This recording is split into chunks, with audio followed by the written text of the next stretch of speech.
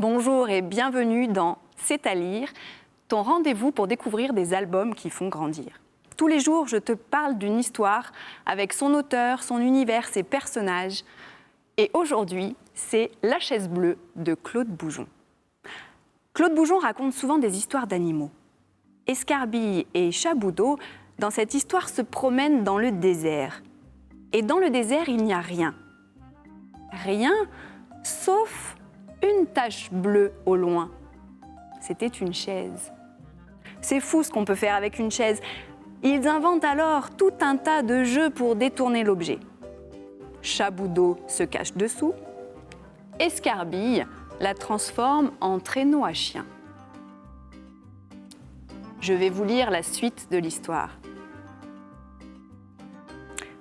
Tu peux également t'en servir pour te défendre contre les fauves. Il n'y a pas de meilleur moyen pour empêcher l'animal sauvage de croquer le dompteur.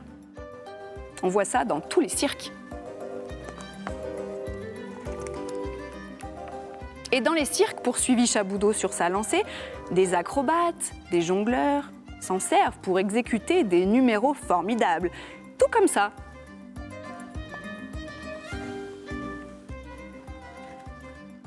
Escarbille, ne voulant pas être en reste, à mon tour, tu oublies les équilibristes, s'écria-t-il, en joignant le geste à la parole.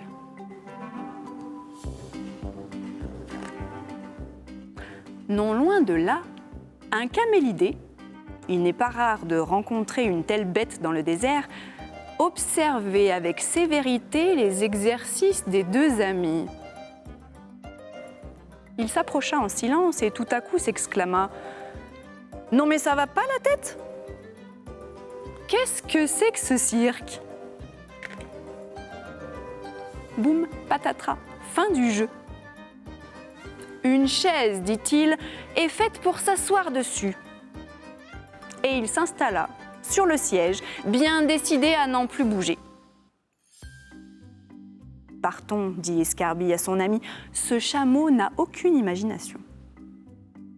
Et en plus, ce n'est même pas un chameau, il n'a qu'une bosse. C'est un dromadaire, ajouta Chaboudo, qui aimait la précision. C'était une partie de l'histoire La chaise bleue de Claude Boujon. Tu peux découvrir plein d'autres histoires de Claude Boujon dans ta bibliothèque, à l'école ou près de chez toi. Moi, je te donne rendez-vous demain pour une nouvelle aventure autour des livres.